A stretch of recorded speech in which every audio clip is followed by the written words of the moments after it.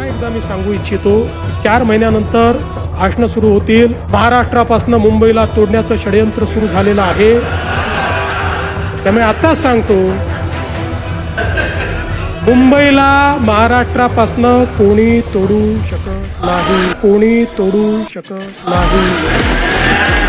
कोणाचा बाप, बापाचा बाप, त्याचा बाप, त्याचा बाप, त्याचा आजा आला तरीही मुंबई महाराष्ट्राचीच आहे. मुंबई महाराष्ट्राचीच आहे, ती महाराष्ट्राचीच राहील. आणि या हजारो पिढ्या आणि या महाराष्ट्रामध्ये मराठी माणसाचा आवाज, या मुंबईमध्ये मराठी माणसाचा आवाज बुलंद राहील. मुंबईमध्ये मराठी माणसाचा आवाज बुलंद राहील.